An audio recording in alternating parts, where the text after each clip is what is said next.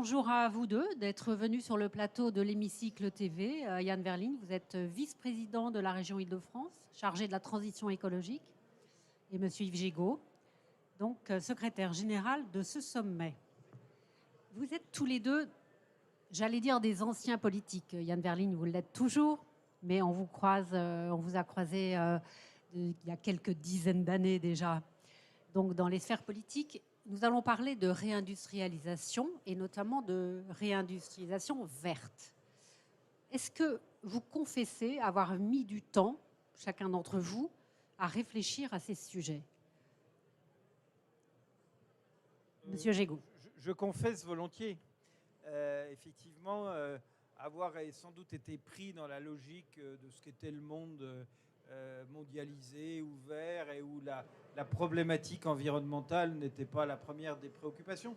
Pour ma part, la prise de conscience, c'est les conférences d'Al Gore dans le monde, il y a maintenant 30 ans, presque 30 ans, où j'étais invité une fois comme parlementaire. Je me suis dit, oula, on a un souci sur ce sujet. Mais oui, je pense que la prise de conscience chez beaucoup, et chez les responsables politiques et pas seulement, était tardive. L'important, c'est de rattraper le retard qu'on a pu prendre, et c'est aujourd'hui d'accélérer le mouvement de transition. On va en parler. Alors Yann Verline, vous étiez engagé, vous, du côté des, j'allais dire des écologistes, mais des Verts. Enfin, dans quelle mouvance étiez-vous à ce moment-là?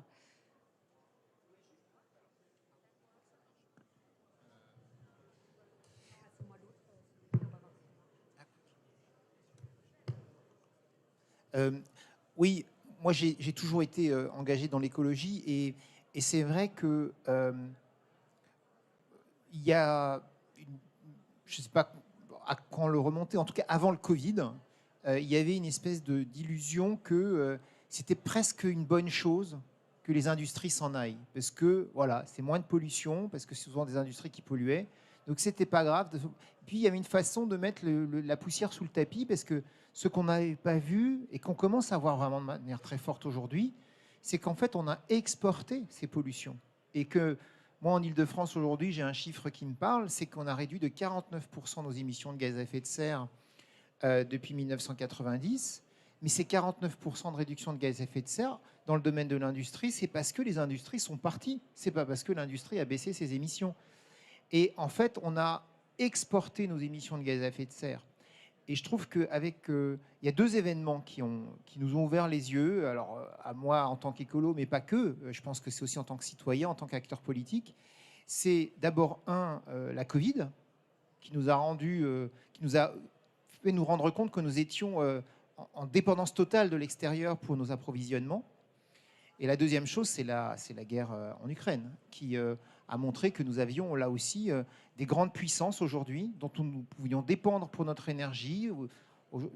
La Chine et l'Inde, on en dépend pour nos productions et nos importations. On peut être en conflit demain. On a ouvert les yeux sur le fait qu'on pouvait être en conflit avec des pays chez qui on a importé nos productions et nos industries. Et donc, le rapatriement des industries devient un élément extrêmement stratégique, au-delà d'être un enjeu écologique. Yves Gégaud, est-ce que c'est une analyse que vous partagez? Oui, je partage pleinement cette analyse. Alors je pense que la Covid et la crise, la guerre en Ukraine ont été des accélérateurs de prise de conscience, c'est sûr. Je pense que sur la question industrielle, les industriels ont éprouvé les limites de la délocalisation un peu outrancière, les difficultés de relations culturelles, de se parler quand votre usine est à l'autre bout du monde, le circuit court à retrouver de la vertu, et qu'on est dans un moment où la société est prête. Il faut maintenant trouver les leviers pour accélérer ces mouvements, pour rapatrier le maximum d'activités sur nos territoires et pour faire en sorte que les activités, quand elles reviennent, deviennent propres. Alors là, vous parlez tous les deux de souveraineté en matière d'industrie, en matière sanitaire, parce qu'on a vu qu'il y a des médicaments qu'on ne trouvait plus en France, en matière alimentaire également. Mais aujourd'hui, il ne s'agit plus seulement de réindustrialiser, il s'agit de le faire de façon écologique. Donc est-ce que ça, on va y arriver? Plus près, produire plus près et plus propre. C'est le deuxième vertu. Je crois que, et ce matin, ce qu'on a entendu ici avec le président du MEDEF, le monde de l'entreprise a compris qu'il fallait rentrer dans cette logique de verdissement des modes de production. J'espère que ce n'est pas une prise de conscience temporaire, mais qu'elle est durable. Et que cette idée, une loi vient d'être votée sur l'industrie verte, c'est sans doute une première étape. Cette idée de dire oui, il faut qu'on soit vertueux à l'échelon du monde, on a déjà une réglementation très, très exigeante. Quand on produit en France, on respecte des normes environnementales qui sont parmi les plus sévères du monde, que n'ont pas ni les Chinois, ni les Indiens, ni nos concurrents. Donc il y a déjà cette réalité, mais je pense qu'il faut aller plus loin, parce que ma conviction profonde et ce que porte cet événement, le World Impact Summit, c'est que si on ne mobilise pas l'économie de marché au service de cette transition, si on ne va pas chercher le monde dans l'entreprise pour qu'il devienne moteur de la transition, on n'y arrivera pas.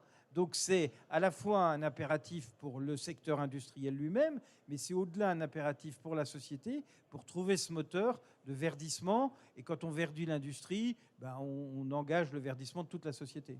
Alors, Yann Verligne, est-ce qu'en Ile-de-France, on verdit? Est-ce qu'on récupère des industries, notamment après, vous l'avez cité, Yves Gégaud, la loi sur la réindustrialisation verte, votée en octobre, si je ne me trompe, octobre dernier? Alors, peut-être juste revenir sur la question que vous aviez posée à Yves, enfin à nous deux.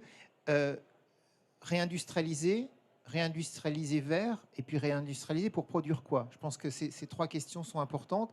Réindustrialiser en soi, c'est déjà vert. Je vais l'expliquer très simplement, c'est que aujourd'hui, les industries qui ne sont plus chez nous, avec des produits que nous importons, ces produits-là sont faits dans des pays comme la Chine ou l'Inde, avec des normes environnementales catastrophiques souvent. Si nous réimportons et si nous remettons dans notre territoire ces industries-là, du fait des normes environnementales qui sont les nôtres, nous avons, même sans verdir, nous avons, à cause de nos normes, déjà, nous aurons des industries beaucoup plus propres et donc des productions beaucoup plus propres. Ensuite, évidemment... Mais des produits beaucoup plus coûteux. Alors, c'est là où il faut qu'on regarde plus précisément les choses, parce que je pense que est-ce qu'on paye le vrai prix d'un produit qui vient de Chine quand on ne lui applique pas on va dire, des ajustements fiscaux, douaniers, au regard du poids carbone, au regard du poids social? Et c'est ce qu'on est en train de construire au niveau de l'Union européenne avec la taxe carbone aux frontières. Donc, oui, plus coûteux, mais peut-être que demain, il faudra qu'on ajuste de telle sorte qu'un produit qui est fait chez nous est au même prix que quelque chose qui est importé, mais chez nous, il sera moins carboné.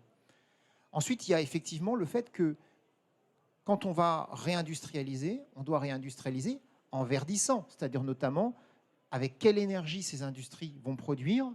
Et là, évidemment, nous avons des énergies qui sont décarbonées en France, beaucoup plus d'ailleurs que dans d'autres pays de l'Union européenne. Donc, rien qu'en émissions carbone, elles seront meilleures. Nous devons aussi leur permettre de faire usage d'efficacité dans leur process industriel pour pouvoir être moins consommateurs en énergie. Donc, on peut les verdir effectivement en les faisant venir chez nous et en les aidant à se verdir et à avoir des outils de production qui soient très efficaces d'un point de vue énergétique, et aussi en termes de rejet d'eau, de consommation de matière.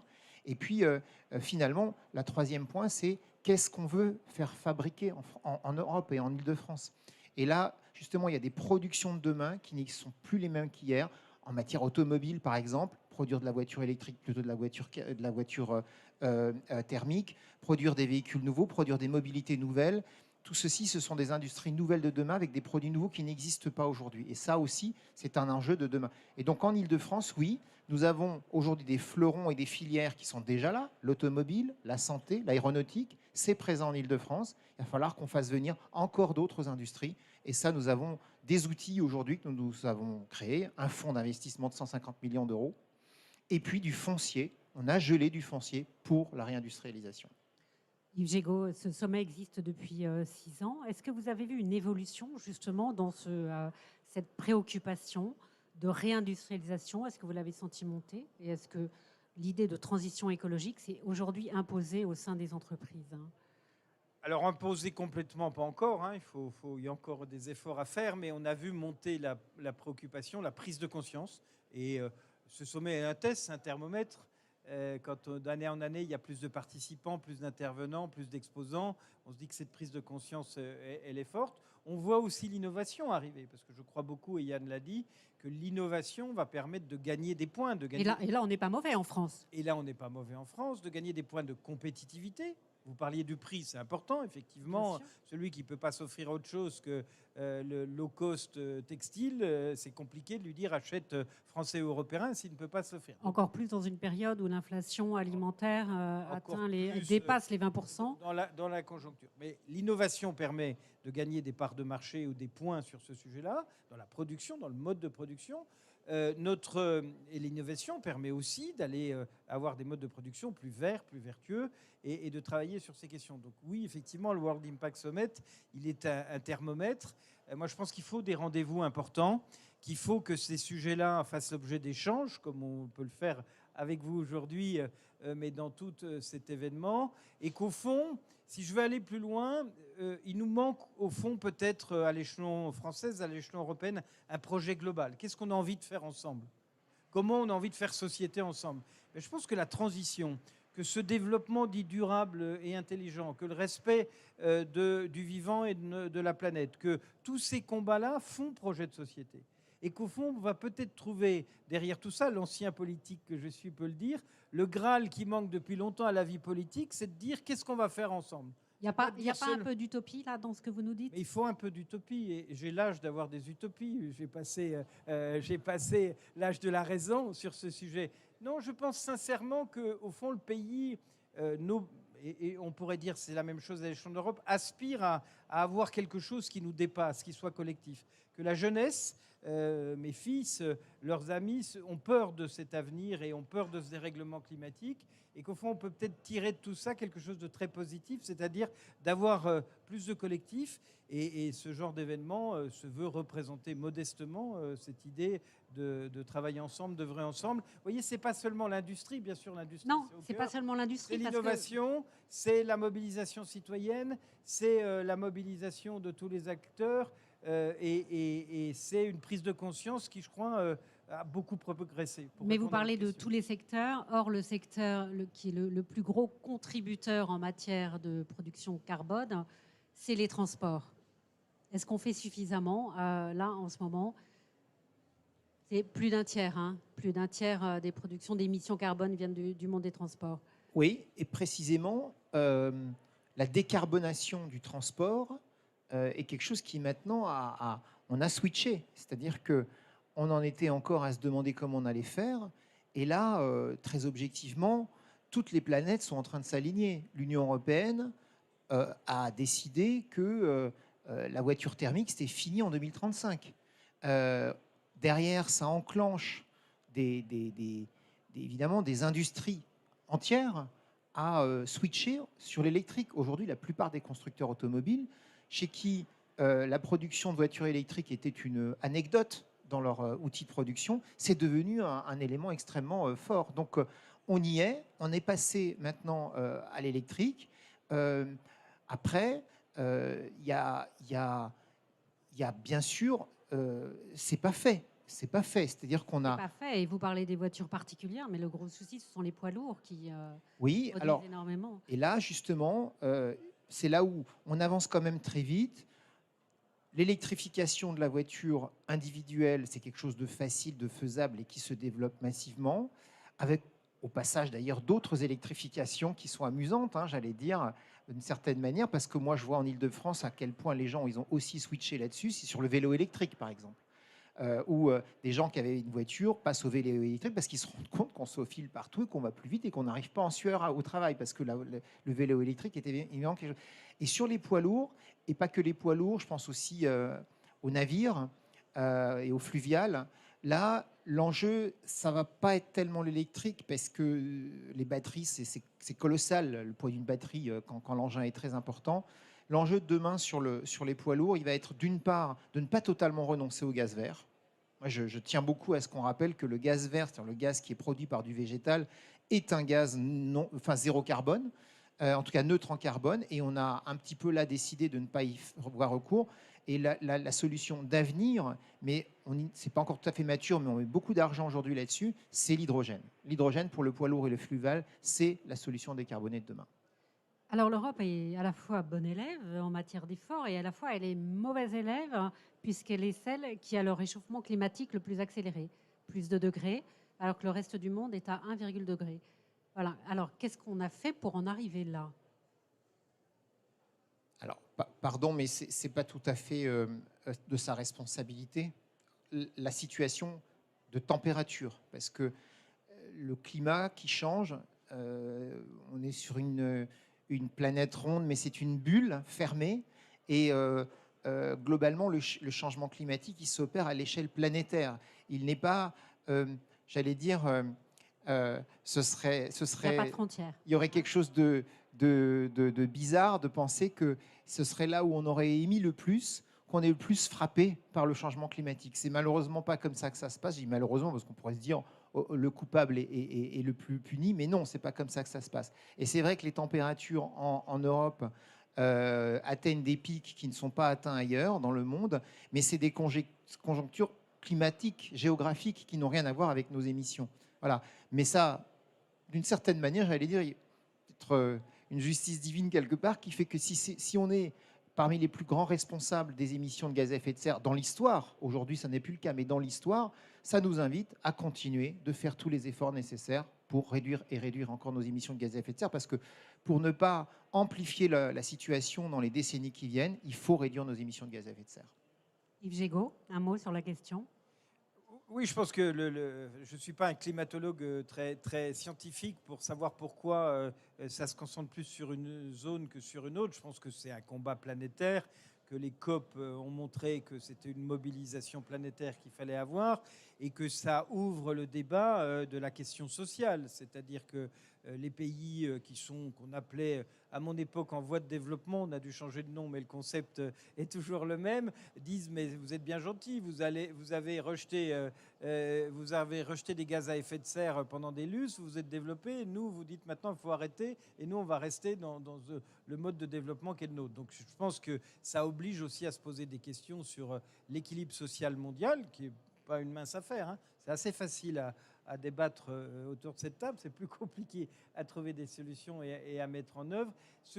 Mais ça me ramène peut-être presque à la question précédente et à mon utopie, c'est qu'au fond, tout ça nous concerne globalement. C'est la société des vivants tout entière qui est concernée, et que si cette question-là pouvait nous aider à surpasser un peu les égoïsmes, des enfermements, des affrontements, peut-être que c'est là très très utopique, mais au fond d'une mobilisation pour dire il faut quand même offrir à nos enfants des conditions de vie qui ne sont pas les nôtres, on aurait peut-être gagné quelque chose. On en est loin, mais ça progresse. Mais je trouve qu'il y a des acteurs inattendus. Qui est le président du MEDEF ici, c'est un acteur inattendu. Je ne m'attendais pas forcément à ce qu'il vienne tenir un discours aussi audacieux que celui-là. Et alors, parce qu'on approche de la fin de ce débat, vous accueillez en invité d'honneur tout à l'heure Hillary Clinton.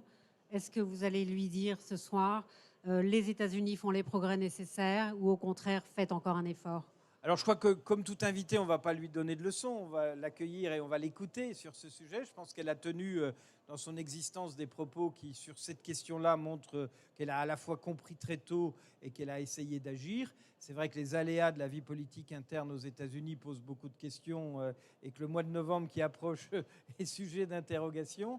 Je crois que c'est important que Hillary Clinton vienne dans un événement français et vienne à Bordeaux. D'abord pour montrer que le combat est planétaire et pour montrer au fond que les solutions ne seront que des solutions internationales, qu'une mobilisation internationale, que ce que la start-up qui est peut-être dans l'allée d'à côté a inventé aujourd'hui apportera des réponses pas seulement à la France, pas seulement à l'Europe, mais à l'ensemble de la planète. Donc au fond c'est aussi un dialogue renforcé avec le reste du monde. Je ne serai pas pour ma part à lui poser des questions peut-être aussi brutales que celles que vous avez eues, mais c'est vrai que la question se pose. Merci beaucoup à vous deux. Merci Yann Verligne, merci Yves Gégaud d'être venu sur le plateau de l'Hémicycle TV. Merci à vous.